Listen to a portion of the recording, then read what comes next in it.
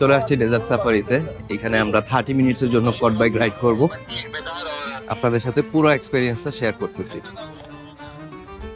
আমি 140 পাউন্ডের বিনিময়ে আমাদের দুইজনের জন্য এই একদিনের ডেজার্ট সাফারি প্যাকেজটি বুক করছিলাম, কিন্তু এখানে আসার পর বুঝলাম আমি দুবাই থেকে কিনলে 70 থেকে 80 পাউন্ডে কিনতে পারতাম। তাই আমার মতো কেউ আগে থেকে বুক করবেন না, দুবাইতে আসার পর প্যাকেজটি কিনবেন, তাহলে অনেক সস্তায় পেয়ে যাবেন।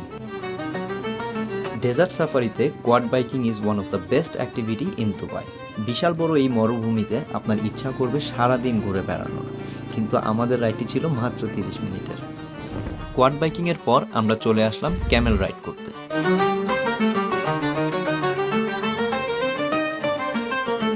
আমাদের সাথে অন্যান্য দেশের আরও পর্যটকেরাও ছিলেন। এখন আমরা ডুন ব্যাশিং করতে করতে যাচ্ছি স্যান্ডবোর্ডিং করতে। ডুন ব্যাশিংটা হচ্ছে মরুভূমিতে এলোপাতালিভাবে গাড়ি চালানো, আর চালক যদি অভিজ্ঞ না হয় তাহলে ভয়াবহ একটা দুর্ঘটনা ঘটতে পারে। প্রায় 40 মিনিট ডুন ব্যাশিং করার পর